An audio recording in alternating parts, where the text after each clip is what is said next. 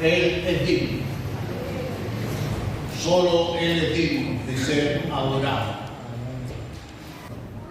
Vamos a ir a la palabra del Señor. Se encuentra en la primera carta de Pedro.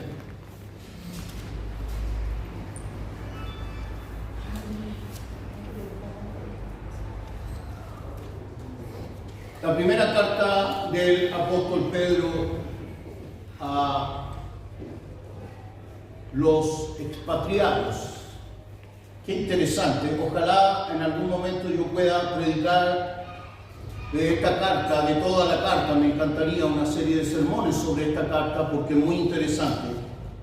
Porque esta carta, hermanos, es enviada a un grupo de sufrientes. Porque fue enviada a un grupo de personas que fueron sacados a la fuerza de su país. Esta gente tuvo que abandonar sus negocios, sus trabajos, sus familias, y fueron echados de su país, expulsados, expatriados,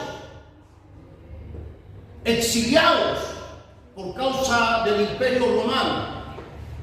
Y esta gente tiene que huir, dejarlo todo, y comienza a vagar, a migrar por diferentes lugares, pasándolo mal, sufriendo hambre, dificultades, sin tener donde vivir, sin tener donde estar, sin tener para pagar la renta. Y a esa gente Pedro le escribe. ¿Y qué les dice? Capítulo 2, verso 9, es un texto tremendamente conocido. Son como esos textos especiales que tenemos, ¿no? Porque nos gusta que nos digan cosas buenas. ¿Ah? Mas vosotros sois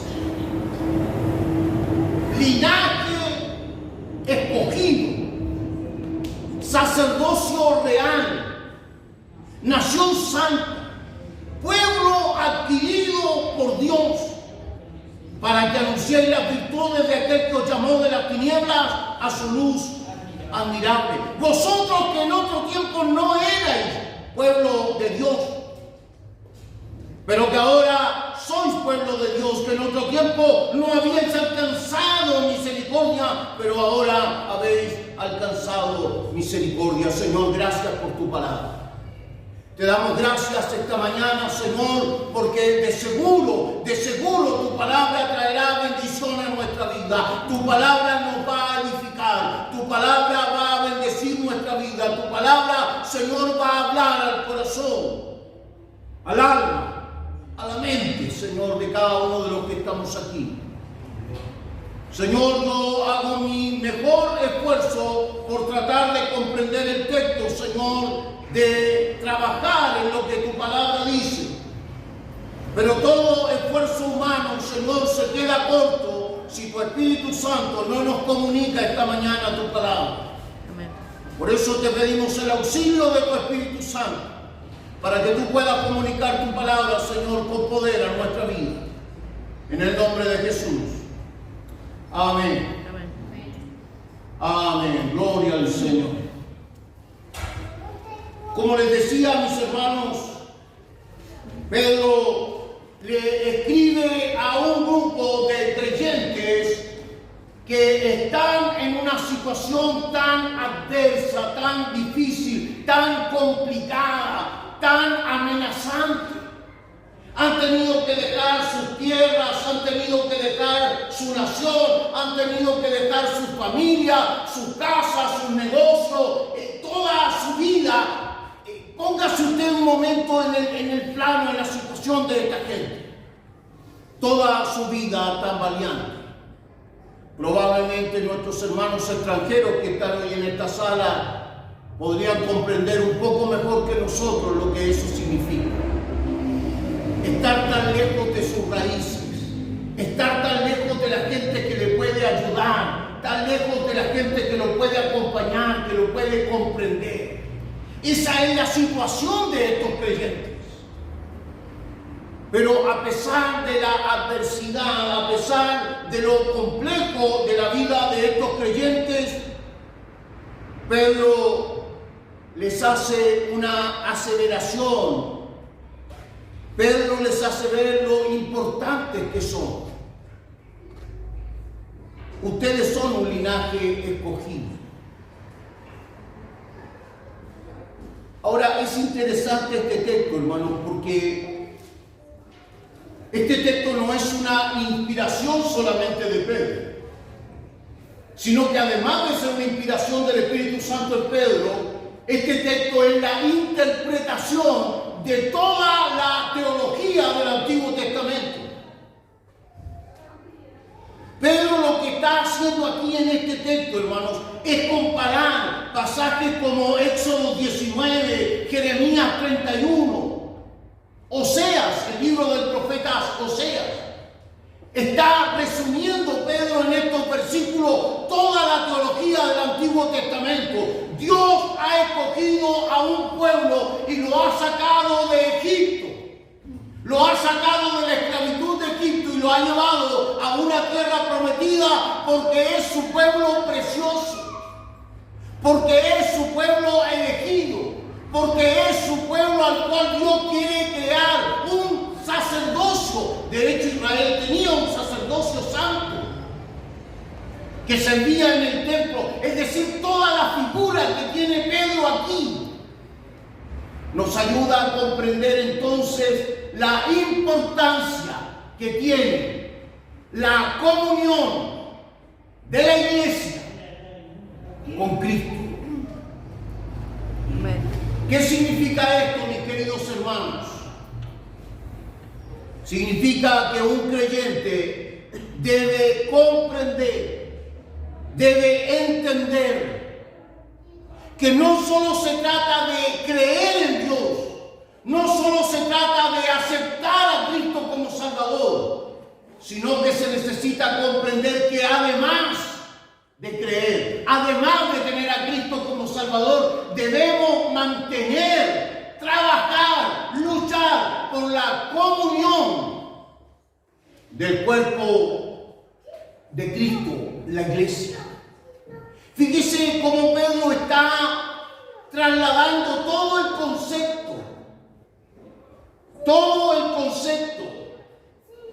de una nación que es elegida por Dios, de un pueblo que es separado por Dios, el pueblo de Israel. Y ahora Pedro está diciendo ustedes los marginados, los exiliados, los que están presionados, los que lo están pasando mal, los que tienen problemas, los que están tratando de salir adelante y fracasan, los que parece que no tienen valor, los que han sido expatriados, los que nadie quiere. Ustedes son el pueblo elegido por Dios. Amén. Gracias, Señor. Aleluya. Gloria al nombre del Señor. ¿Quiénes son estas personas? ¿Quién es este pueblo escogido por Dios? Para comprender los versículos 9 y 10 de la primera carta de Pedro, hay que remontarse al versículo 1 del capítulo 2. Desechando pues toda malicia, todo engaño, toda hipocresía, envidia, todas las detracciones, desechando pues toda malicia, todo engaño, toda hipocresía, desechando las envidias y toda detracción. O sea, este linaje escogido, este real sacerdocio, este pueblo santo, son aquellas personas que toman la responsabilidad, la actitud de desechar, de botar. El griego aquí tiene la idea de deshacerse, sacarse como la piel, mudar, cambiar. El pueblo santo, el real sacerdocio, la nación escogida, la iglesia, la eclesía, los separados por Dios, son todas aquellas personas que hacen el esfuerzo a diario. Aleluya. Por desechar toda malicia, toda hipocresía, todo engaño, toda envidia. Aleluya. La iglesia está llamada a una consagración. Lamentablemente hoy día, hermanos, desde nuestros púlpitos ya no se predica mucho acerca de la consagración, ya no se habla mucho acerca de negarnos al pecado, luchar contra el pecado, ya no se habla mucho de eso, hermano. Hoy día ya nuestros púlpitos se han convertido en una especie de escenario para estimular, para animar. No, es que, claro, y el texto, la verdad, sacado de contexto es buenísimo, hermano. Parece que esa es mi especialidad en el ministerio, el texto fuera de contexto. Es buenísimo el texto. Ustedes son lo mejor, ustedes son real sacerdocio, nación santa, pueblo de Dios, dígame, ¿no? Sí, pero aquí hay una obligación. ¿Quién es esta gente? ¿Quién es este pueblo santo? ¿Quién es este real sacerdocio? Aquellos que desechan, aquellos que votan, aquellos que luchan contra la envidia, contra la hipocresía, contra las malas palabras, contra las detracciones. Aquellos que se esfuerzan por cambiar de vida. Amén. Aleluya. Gloria al nombre del Señor. Amén. Otra cosa, no solo hay que desechar la vida pasada, el pecado. Versículo 2. Hay que desear como niño hambriento, como recién nacido, con desesperación. Es el sentido que tiene el texto en griego aquí. Desead como niño recién nacido la leche espiritual no adulterada, para que por ella crezcáis para salvación. Desear la palabra, desear el mensaje del Señor, desear la palabra de Dios, buscar la palabra de Dios, nutrirse de la palabra de Dios. Mire, no sirve, es nocivo, es muy negativo que un creyente se acostumbre solamente a recibir estímulos. Es negativo, porque lamentablemente la vida tiene consigo dificultades, problemas, adversidades, luchas. La vida de un creyente en este mundo no es fácil, hermano. Por lo tanto, lo que tenemos que aprender, dice Pedro, es a nutrirnos. Como un niño que busca con desesperación tomar de la leche de su madre, nutrirse para crecer. Espero que Comunidad Casa de Gracia se caracterice por ser una iglesia que desea nutrirse de la palabra de Dios, que pone atención al sermón cada domingo, que no se le olvida, hermanos, cuando salió. ¿Sabe? Hace muchos años atrás, estaba todavía en el seminario, cuando decidí hacer una estadística y comencé a visitar algunas iglesias, porque en ese tiempo trabajaba con un misionero en Chile, el hermano Pablo Koch, y visitaba iglesias para predicar y promocionar el instituto. Y entonces hice una estadística simple para ver si la gente recordaba el sermón cuando salían de la reunión. Y como visitaba muchas iglesias en el país, comenzaba a pararme afuera y hacía una pequeña estadística. Y le preguntaba, ¿de qué habló el predicador hoy día? Y la gente quedaba así como pensando. Recién habían salido del culto. ¿Sabe? Se acordaban de varias canciones que habían cantado, pero les costaba acordarse del sermón. Y algunos definitivamente no se acordaban del sermón, no se acordaban de lo que se había hablado. Que el Señor nos ayude. Amén. Que el Señor nos ayude para convertirnos en una iglesia pendiente de su palabra, pendiente del alimento de Dios, hermano, preocupado de la palabra del Señor. Hoy día, hermanos, tenemos congregaciones donde todo es sensacionalismo. No hay palabra del Señor, hermano. Cuando usted le pregunta a un creyente en esa iglesia por qué hace esto, no sabe. No sabe. Lo hacen porque, bueno, todos lo hacen. Esta es la guía de nuestra vida. Este es el sustento de nuestra vida cristiana. Amén. Entonces, la próxima vez que a usted le digan, oye, pero ¿por qué tú eres creyente y tienes problemas? ¿Y cómo Dios no te ayuda? Usted dígale, mira la carta de Pedro. Está escrita a un montón de personas que sufrían, pero que tenían que aprender a ser un sacerdocio de Dios, una nación santa, un pueblo adquirido por Dios. Aleluya. Entonces, pasamos al verso 4. Otra obligación que debe tener el creyente: no solo desecha el pecado, no solo desea la palabra del Señor con ansia, sino que además se acerca, se allega, trabaja por mantener la comunión con Cristo, acercándonos a Él, piedra viva desechada ciertamente por los hombres, mas para Dios escogida y preciosa. ¿Cuál es la actitud que debe tener una iglesia? ¿Cuál es la actitud que debe tener un creyente?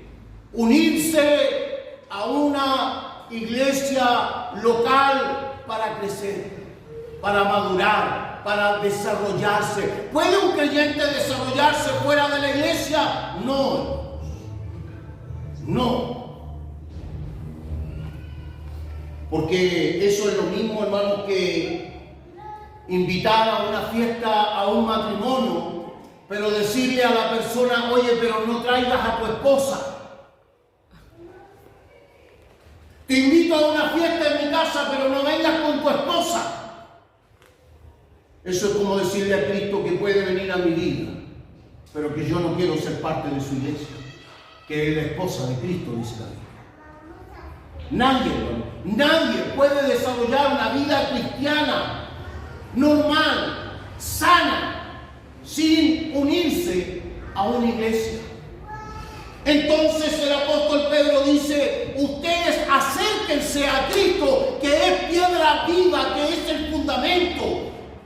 Todos nosotros tenemos que pararnos sobre la persona de Cristo, que es nuestro fundamento. Amén. Pero luego dice, pero vosotros también como piedra viva, sed edificados como casa espiritual y sacerdocio santo para ofrecer sacrificios espirituales aceptables a Dios por medio de Jesucristo. ¿Para qué estamos aquí? ¿Cuál es la finalidad de nosotros como iglesia? ¿Cuál es el propósito de nosotros como iglesia? Porque supongo que todos somos piedras vivas, unidos a Cristo. Estamos aquí entonces para hacer un edificio, una casa espiritual, un sacerdocio santo que ofrece sacrificio por medio de... ¿Nosotros los cristianos ofrecemos sacrificios? Se supone que Cristo ya se sacrificó por nosotros. Se supone que Cristo lo pagó todo. ¿Ofrecemos sacrificios nosotros? Sí. Sí, ofrecemos sacrificios. Ofrecemos sacrificio de alabanza. Amén. Ofrecemos sacrificio de gratitud. Ofrecemos sacrificio de adoración delante de Dios. La gran diferencia en la iglesia cristiana es que no existe un sumo sacerdote, no existe. Y aquí yo quisiera poner énfasis en este punto, hermanos, porque me gustaría sentar las bases de una teología sana para nuestra iglesia. En la iglesia cristiana, hermanos, no existe diferencia entre el lugar santo y el lugar santísimo como existía en Israel. Israel tenía un tabernáculo en el que había un lugar santo y un lugar santísimo. En la iglesia cristiana no existe. Por lo tanto, todos nosotros, los que tenemos a Cristo en nuestra vida, todos tenemos acceso libre a la presencia gloriosa de Dios. Amén. ¿Lo entendió? Aquí no hay sumo sacerdote. No hay representante oficial del pueblo. Yo no soy un representante suyo. Yo soy uno igual a usted, que me presento delante de Dios igual que usted para ofrecer alabanza y adoración al Señor. Amén. El único digno de ser adorado es Dios. Amén. Aleluya. Gloria al Señor por eso. Por lo tanto, y en consecuencia con lo que hemos dicho, en la iglesia no hay altar. No hay altar. No hay un lugar privilegiado. Esto, hermanos, es un escenario, es una tarima. Es para yo poder verlo mientras predico, pero este lugar no tiene nada especial, hermano. No existe en ninguna iglesia cristiana un lugar especial. El único lugar especial es su vida, su corazón, su alma, porque el Espíritu Santo de Dios mora en usted. Amén. ¿Cuántos pueden decir amén a eso? Gloria a Dios. Aleluya. Nosotros tenemos acceso libre a su presencia.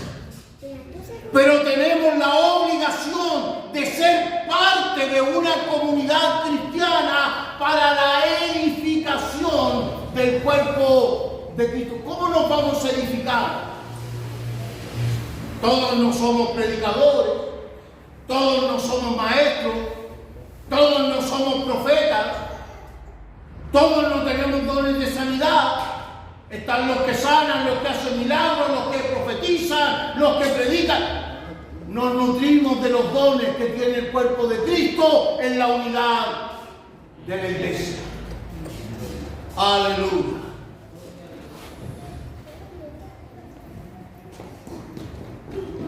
Entonces, Pedro llega a la conclusión. Otros